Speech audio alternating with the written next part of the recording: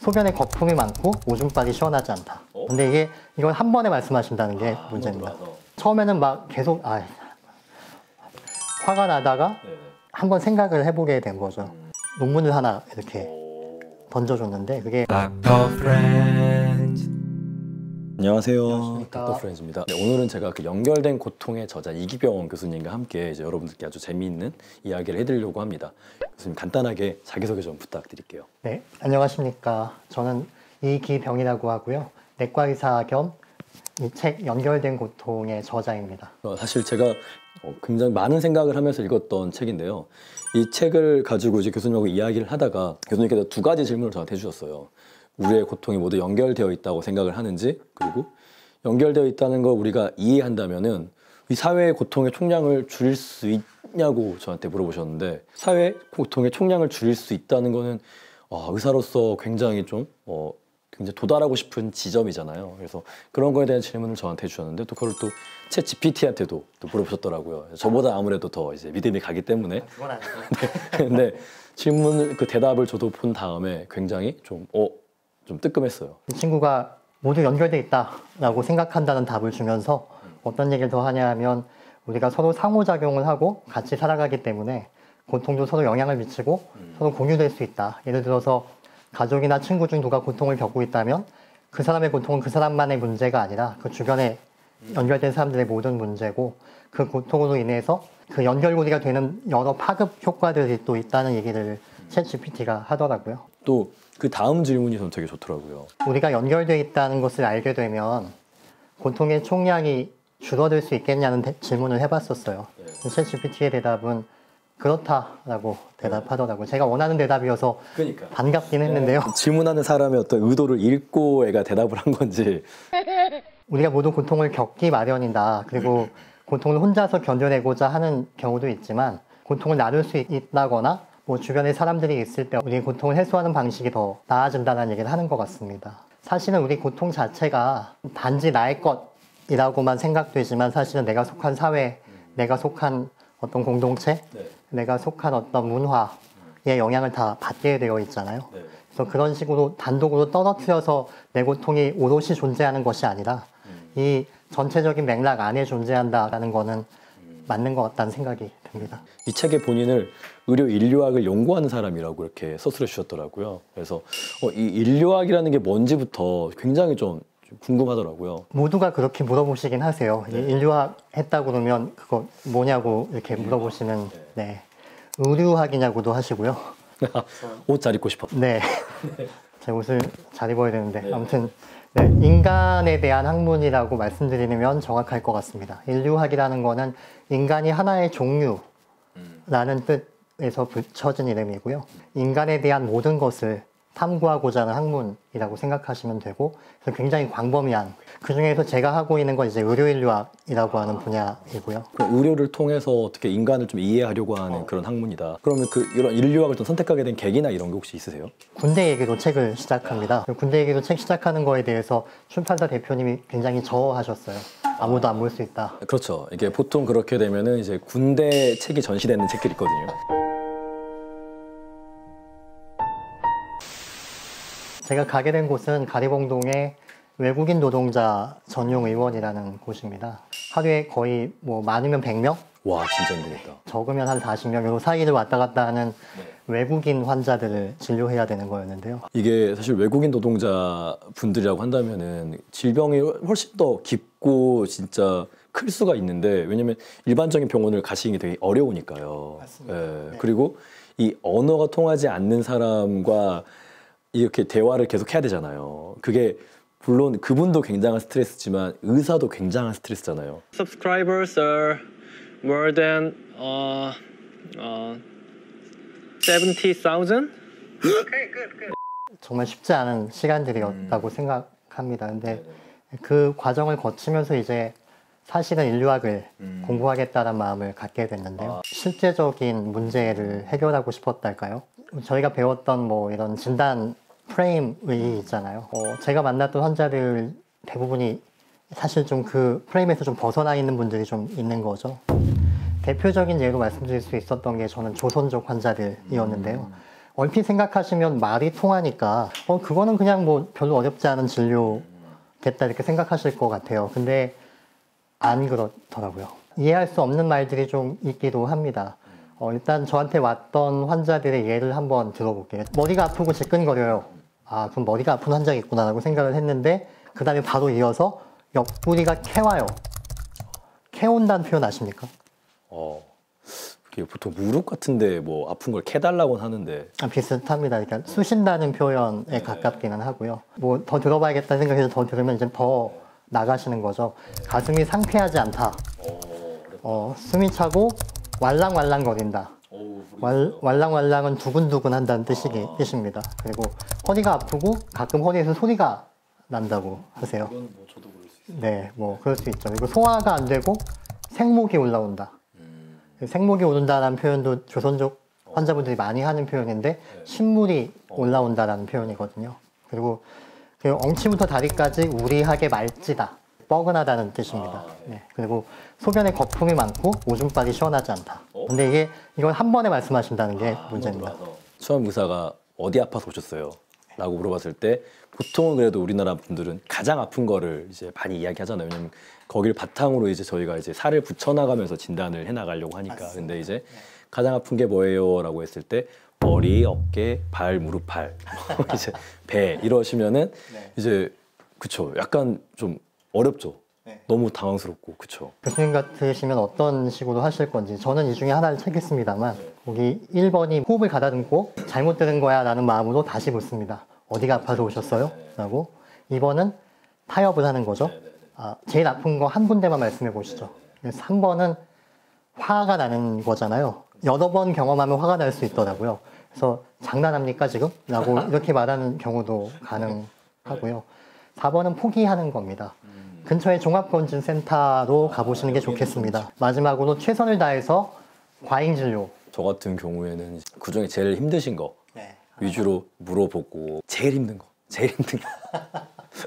그렇게 해서 이제 그것과 연관된 것들 중에도 힘든 거 이렇게 좀 우선순위를 최대한 이제 본인이 하게 하고 또 말하시는 것 중에 좀 이제 의학적으로 좀 얼러스한 사인인 것들 있잖아요. 그렇죠. 급하게 봐야 되는 이상한 체중 감소라든지 뭐 숨찬 증상이라든지 최근에 갑자기 생긴 증상이라든지 이런 것들 위주로 이제 그냥 좀 필터링 해가지고 이제 좀 접근을 하는 경우들이 좀 있는 것 같아요.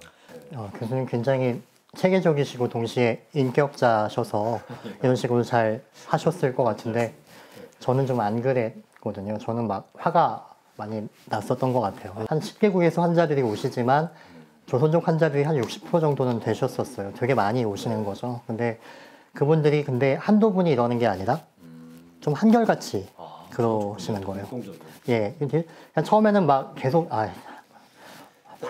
처음에는 그저 하다가도 자꾸 반복되면은 일부러 이러시나? 그러니까요. 그리고 화가 나다가 한번 생각을 해보게 된 거죠.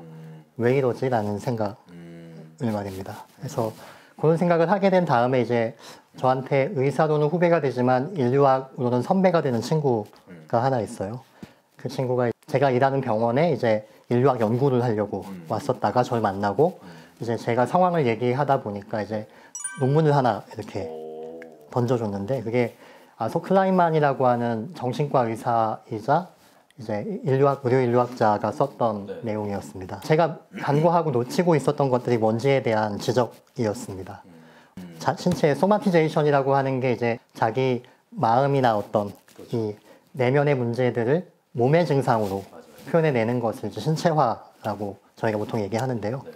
조선족들 연구한 이전 의료인류학 논문이나 어떤 서적에 보면 이 역사가 조선족 환자들에게서 좀 더 많이 나타난다라는 보고들이 있었고 그 이유를 거슬러 올라가 봤더니 이제 아소 클라인만이라는 인류학자의 논문이었습니다. 거기 보면 1966년부터 76년까지가 중국의 컬처 레볼루션, 문화혁명의 시기였었는데요. 좀 뜬금없이 이 얘기가 왜 갑자기 나오는가 이렇게 생각하실 수 있잖아요. 네. 근데 그 당시에 문화혁명 시기에 마오쩌둥의 통치 아래에서 홍위병들의 지도하에 인민대공사라는 걸 시도를 했었는데 그게 뭐냐면 쉽게 말하면 예를 들어 내가 교사로 직업을 갖고 있는데 갑자기 인민의 명령이다 라고 하면서 너 내일 바로 저 산간 지방에 가서 농사를 지어 밭을 일구어 하면 해야 되는 겁니다. 와. 그게 거기에 근데 참여하지 못하게 되면 혁명에 합당한 사람이 아니라고 낙인이 찍히게 되는 상황이 되는 거죠. 근데 그런 거를 경험하는 사람들 중에 이제 아무래도 이거를 견뎌내는 사람도 있고 못 견디는 사람도 있을 거 아니에요. 그렇죠. 근데 못 견디는 사람들이 아 이거 우울하고 나 마음이 불안해서 혹은 힘들어서 이거 못해요라고 말하는 순간 혁명에 합당한 사람이 아니야라는 낙인 때문에 이 사람들이 그렇게 표현하지 못하고 불안하고 우울하고 뭐 이런 문제일 수 있는데 그걸 몸의 고통으로 표현하기 시작을 한 겁니다. 그렇게 하다 보니까 이 사람들에게 이런 몸의 증상으로 나타나는 표현들이 되게 많아졌던 것인데 우리나라에 와 있는 그 조선족들이 1966년에서 76년 사이에 20대, 30대였던 사람들이 그걸 경험하신 분들이. 예, 그런 사람들이 지금 60대가 넘어서 방문 취업제가 조선족들이 2007년에 시작이 됐거든요. 네. 그분들이 한국에 주로 넘어오기 시작한 시기가 그때인데 약 40년이 지나서 한국에 와 있는 상황이 된 거죠. 근데 동포들이라고 스스로는 생각하고 한국에서의 환대를 기대하고 왔을지 모르나 저희가 조선족 노동자분들을 동포라고 생각하기보다는 이주 노동자로 생각하는 경우가 많잖아요. 예, 그렇게 환대받지 못하는 상황에서 40년 전의 트라우마가 마치 원치 않는 곳에 원치 않는 사람들과 원치 않는 일을 하러 가는 그 상황이랑 거의 유사한 상황이 연출되는 것이죠. 일종의 PTSD처럼요. 게다가 조선족은 소수민족이라 대약진 운동 내에서도 차별받았다는 기록들이 있거든요. 그렇게 되면 이 맥락 안에서 여기서 재현되는 그 고통의 문제가 있을 수도 있겠다. 그렇게 생각이 한번 미치게 된 거죠. 그래서 소마티제이션이라고 하는 신체화 증상이 많이 일어나니까 증상들을 그렇게 많이 호소하는 건 아닌가? 라는 생각이 제가 한번 들어가게 된 겁니다. 제가 그분들의 역사나 상황에 대해서 전혀 이해가 없었기 때문에 저의 무지함 때문에 그분들에게 제가 화가 났던 거가 되니까요. 제가 무지한 거면 제가 공부를 하는 게 맞겠다. 그 생각을 좀 하게 됐던 게 컸던 것 같습니다.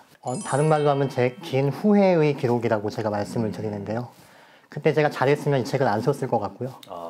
그때 얼마나 못했는가와 어떻게 실패했는가에 대한 걸 나중에 인류학을 공부하고 제가 스스로를 돌아보고 하면서 좀 다시 복귀하면서 그렇게 썼던 내용들이 더 많습니다. 이런 문화적 환경에 대한 얘기를 할 수 있는 사례가 하나 더 뭐 있다면요. 저한테 오는 환자분 중에 좀 기억에 남는 사람인데 태국 사람이었습니다.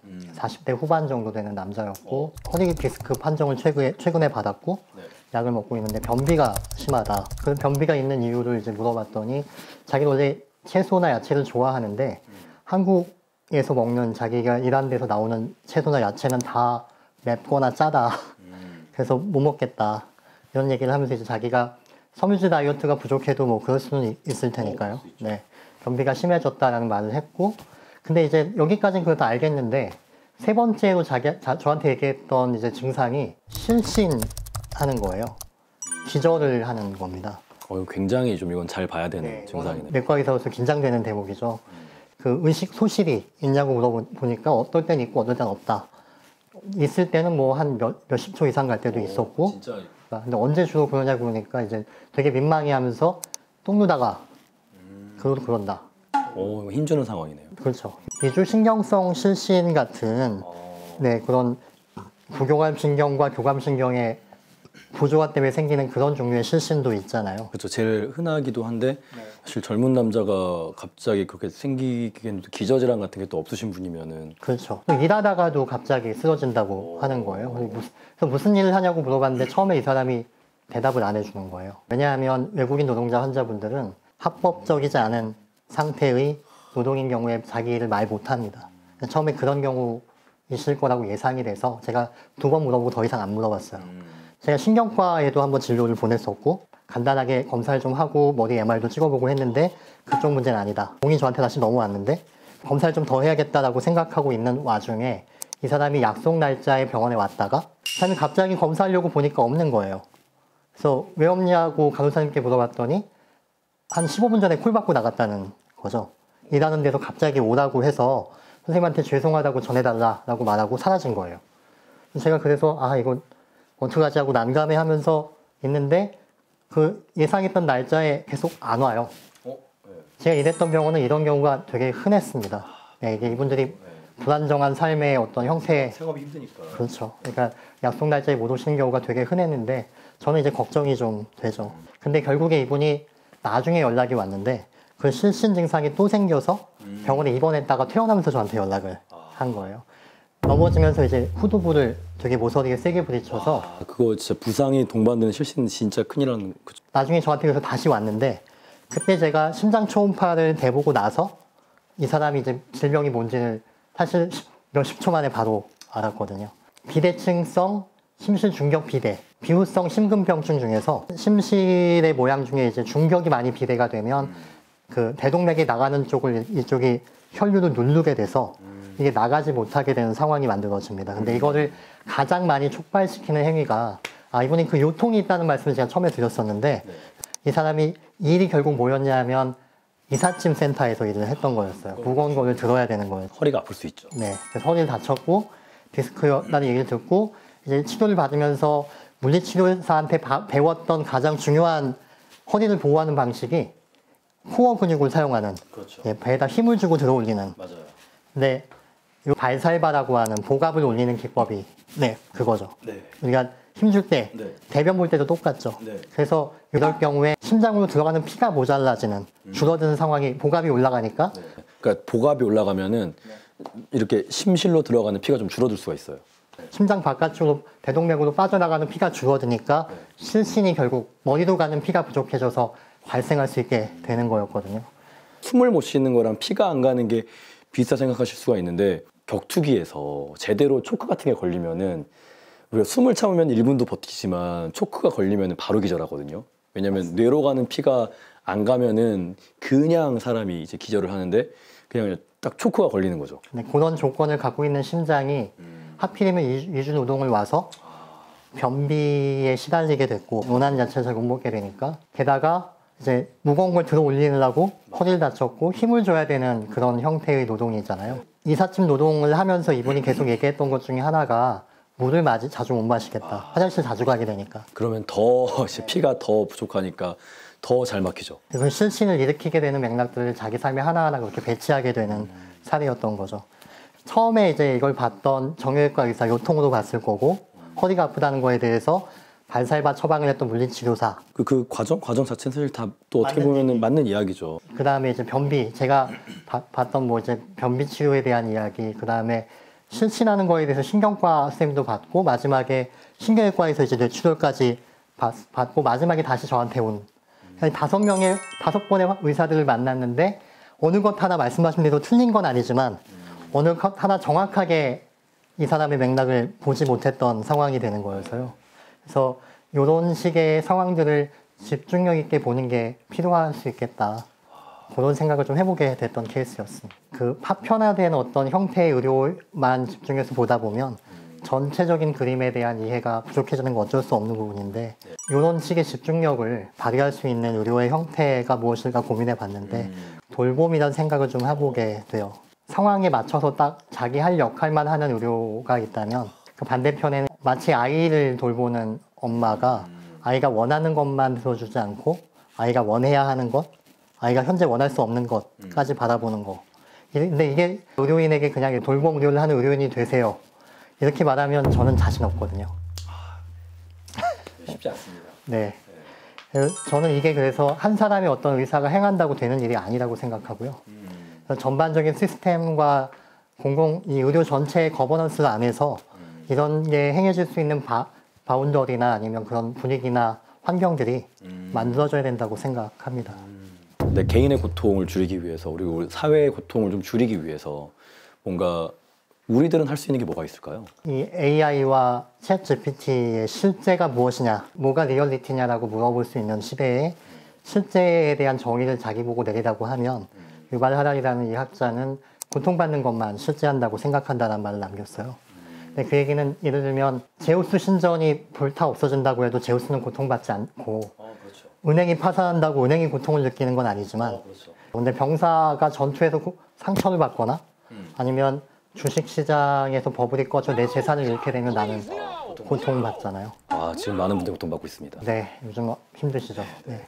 형이 얼마나 잃었는지 알고 있는 고통받는 것만 실제한다면 그러면 우리가 자원을 투입하고 에너지를 쏟아야 되는 것들은 실제하는 것, 주로 고통받는 그렇죠. 주체들에 대한 것이잖아요. 그렇죠, 그렇죠. 근데 저희가 모두 최소한 조금씩은 다 아프잖아요. 그렇죠. 보이지 않는 고통들이 또 되게 많을 거라고 생각합니다. 맞습니다. 보이는 것들 이외의 것들이 더 있다는 것도 사실은 근데 말해지지 않지만 없는 건 아니잖아요. 맞아요. 네, 그런 얘기들을 근데 이 사회 맥락에서 쉽게 할 수 없다는 게 문제가 될 수 있다고 저는 느껴요. 고통이라고 하는 것들은 쉽게 얘기되기 어려운 지점이 있고 소비되기도 하고 그리고 쉽게 잘려져 나가기도 하잖아요.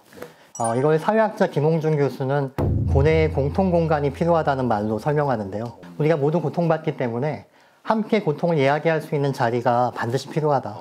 사회적 문제를 해결하는 것이며 동시에 네, 나의 문제를 해결하게 되는 것이다 라고 하는 말씀이 되는 거고요.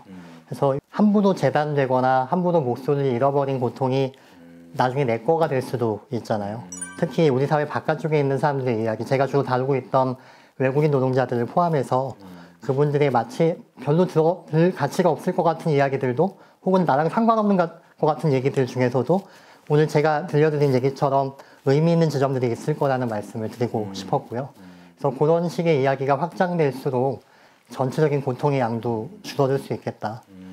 내가 별거 아닌 것 같지만 그런 역할들을 주변에 해낼 수 있는 그런 구성원이자 중요한 사람이라는 말씀을 드리고자 했습니다.